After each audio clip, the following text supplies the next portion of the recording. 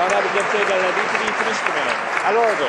Honourable Member for Abitibi-Timiskaming. Conservatives stand on the F-35 purchase continue to take a nosedive.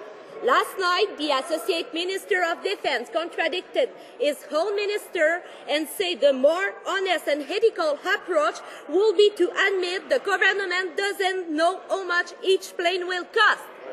They're just guessing. Mr. Speaker, we are talking about contract worth billions.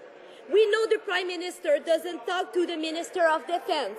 Is the Prime Minister also with the Associate Minister? The Honourable Associate Minister of National Defence.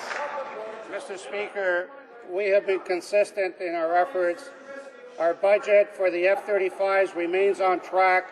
This includes not only the aircraft, it includes an infrastructure, parts, training, simulators, and so forth.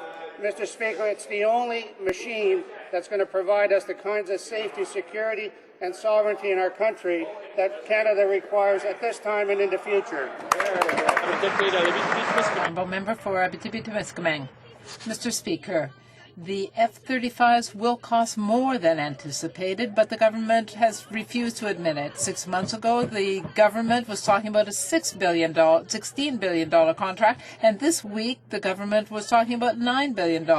Last night, the Associate Minister of Defence contradicted his minister by admitting finally that the Conservatives had no idea what the total would be for the F-35s. Mr. Speaker, why doesn't the government tell the public that the $9 billion for the F-35s is just a smokescreen to hide the biggest fiasco in the history of the military industry?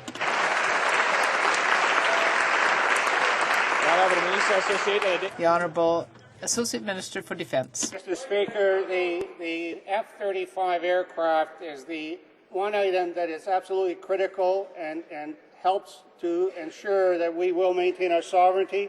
Absolutely. And well into the future. It includes not only the aircraft, it includes other components for years to come into the future, enabling Canada to be competitive and coordinated with our partners in NATO and the UN mission. Well said. Wow.